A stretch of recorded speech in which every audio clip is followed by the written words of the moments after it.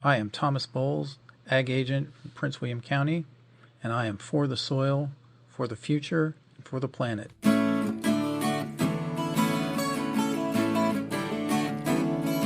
Welcome, everyone, to For the Soil, a Conversation. I'm your host, Jeff Ishee, and we are releasing this podcast on Tuesday, December the 5th, and that is a very important day, not only for our organization, but for farmers and gardeners and people all around the world.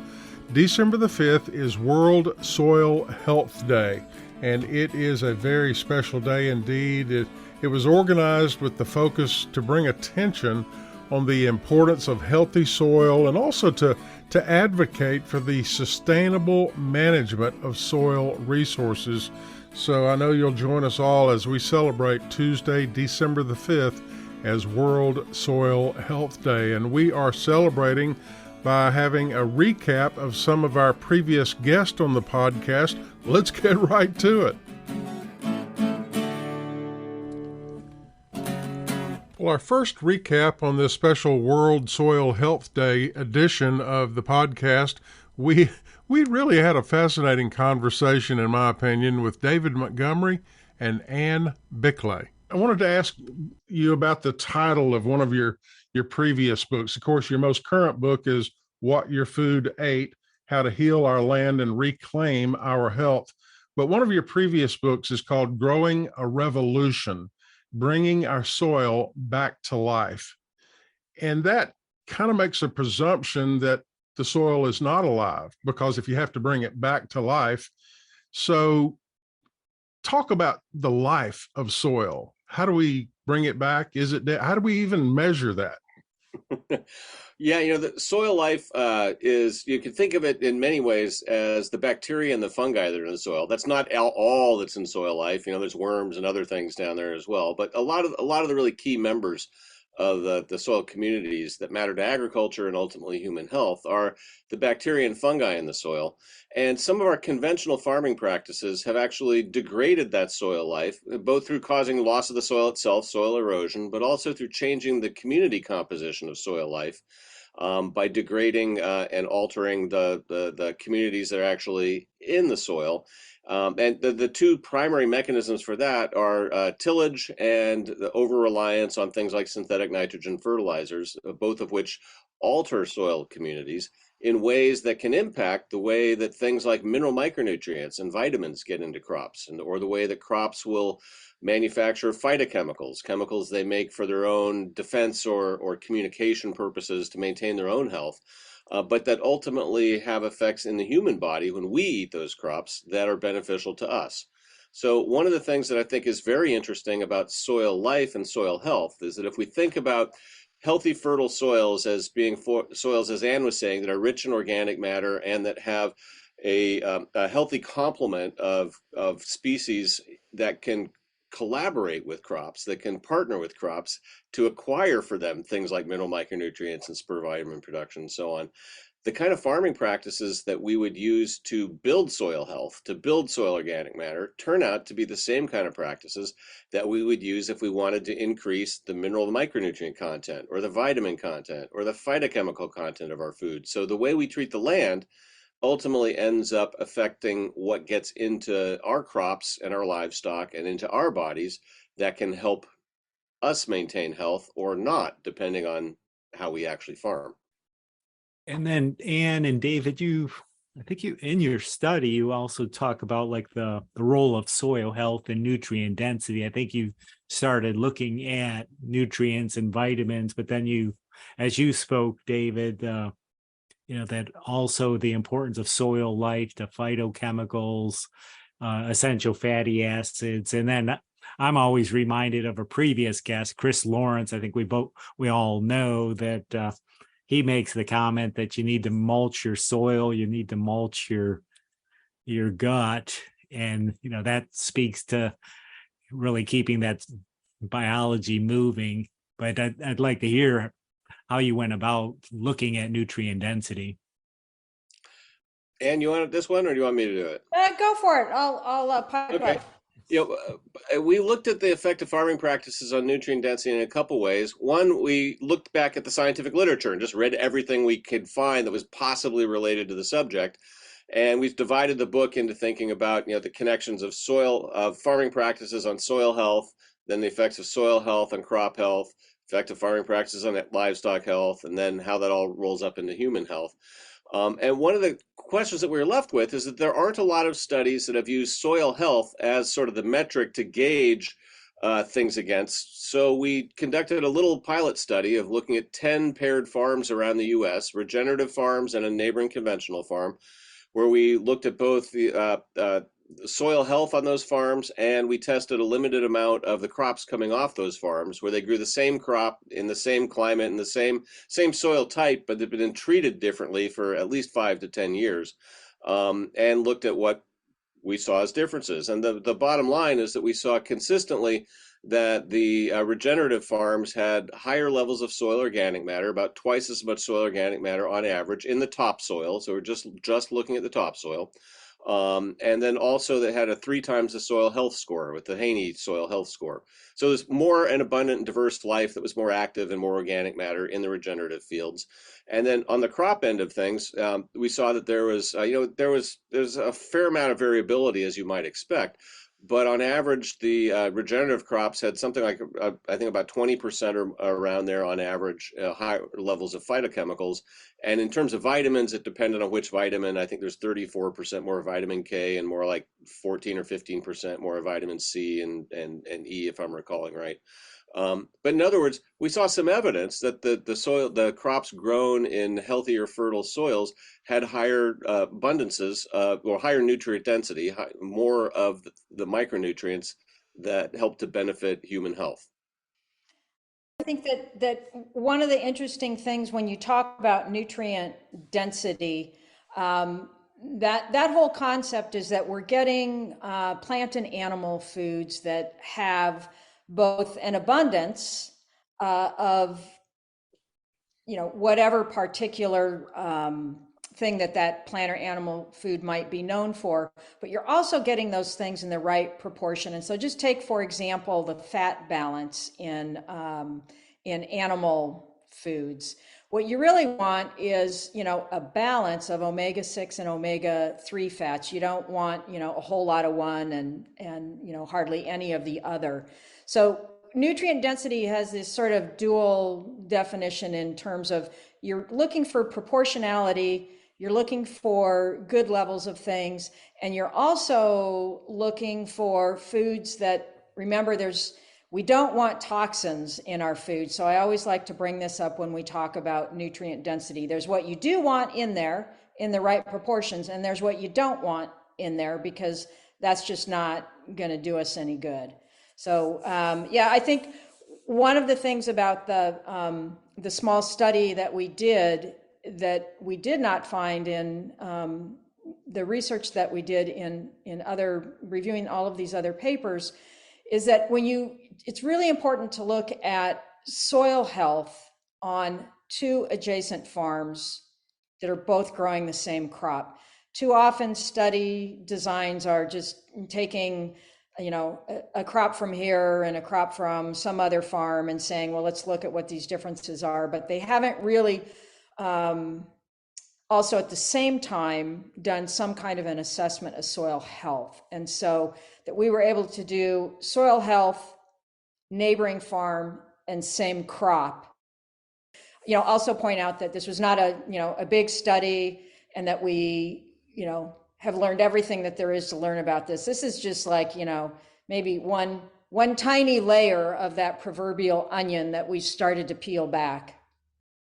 Well, David and Anne would be interested, it's obviously very complex and nuanced and, but for your average consumer who's reading this and then trying to think, okay, how should this and could this impact my decisions? What would you suggest? Well, I'd suggest the healthiest diet would essentially be one that is rich in fresh whole foods grown or raised on healthy, fertile soils. How make sure you're getting that can be a little more challenging that I'll let Anne answer. Pitching me the hardball. Okay. Here's, I think it's really important. And I know in your guys' neck of the woods, there's a lot of farmers and there's farmer markets. And anytime you can get a direct line to a producer, whether that is, for crops or your animal foods, starting up a conversation or sending an email, or if you're at a farmer's market, just asking, what can you tell me about your production practices? And, if you have a farmer, I think this would be pretty unusual, especially at a farmer's market, but if you have a farmer looking back at you with kind of a blank look, you probably want to move on from there and go put that same question to another farmer. And most producers are more than happy to talk about their farm and their practices. I know that whenever I get into a conversation with a farmer, here at my favorite farmers market in Seattle, I feel like I'm there with them on the farm. And of course, I'm a person who asks a lot of questions, and they never hold back. And because they really know, anytime you're working with the land or you're working with animals, it's just chock full of experiences and observations and all of that. So I think asking questions, and if there's certification programs that are robust and reliable, that you also, think about that. David Montgomery and Anne Bikle. Another interesting conversation we had was with a young lady by the name of Clare Tallamy. At the time that we had our conversation with Clare, she was the reigning champion for World Soil Health Judging. Yes, number one in the world. And we asked her to describe this competitive event. I'd like for you to tell us about the competition. This was held, I believe, in Scotland. Yes. Now, Yes. Help our listeners envision, what do you do at a soil judging competition? And I've heard the word pit mentioned several times in this competition. Describe all that to us. Yes. So pits in these contests are pretty big. Some of them in Scotland were pretty small because of how, I guess, treacherous the landscape was. I can probably send you guys photos to post, but some of these pits were the size of me. So probably my favorite photo is me laying with I'm completely flat on the ground and my front half is in the pit. And then my back half is outside of the pit laying on the ground. And I'm just like digging sideways to try and get the soil out of the side of the pit because it's too small for me to get in. But usually they can fit 8 to 10 people. Virginia Tech has a large team, so we have photos of all of us standing in pits. There's like 15 to 18 of us, kind of stuffed in there like sardines. And they're about my height or taller, so think like 6 feet sometimes, how deep these things are, because soils go pretty deep unless they hit bedrock really early. So we're describing all the way down until we're hitting those C or R horizons, which are parent material or rock or unconsolidated sand. So like one team goes into the pit and you're doing this analysis, I guess, and we can get a little bit more in depth into that. And then another team comes in and another team comes in. And how many pits are there? And yeah, so we just had our regional contest last week, for example. So that one, we described 4 pits in one day, and we're kind of broken up into rotations. So I'm actually not with my team when I'm doing these contests. I'm individually doing them. And so what will happen is I only have one teammate with me, and then there's a ton of other people from different schools, and we're put on rotations of usually 6 to 8 people in the pit at the time. And then the rotations go 5 minutes, 5 minutes, 10 minutes, 10 minutes, and then 20 minutes. Clare Tallamy, who at the time of our conversation with the young lady from Virginia, she was the reigning world champion for soil judging. Another conversation we'd like to share with you is a conversation we had with Lee Rinehart.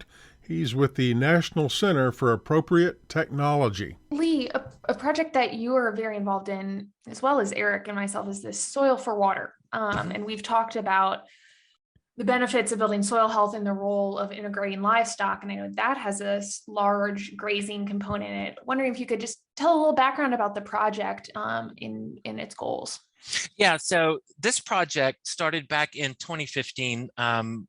If people can remember, kind of take your focus and put it down southwest, Texas was boiling. I mean, they were experiencing a really bad drought that they're really still in right now. I was in Texas in May, and I was on a farm that had not had but 2 inches since November of 21, and that was insane, right? So he was having to irrigate, drip irrigation and such on the vegetable farm.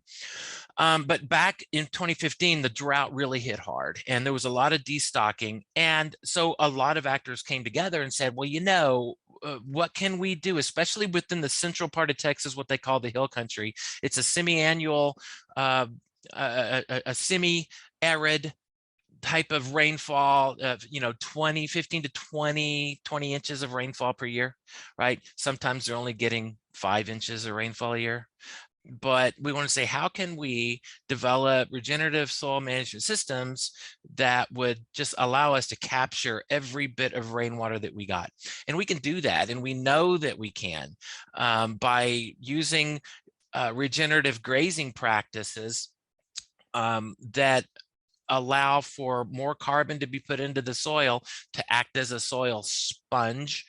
You can hold that water, and plants in a grazing situation can last for an awful lot longer through a dry spell if they have a lot of soil cover, if they have not been overgrazed, and if you've got really good organic matter in the soil holding that water in, keeping the temperature down. Well, you can actually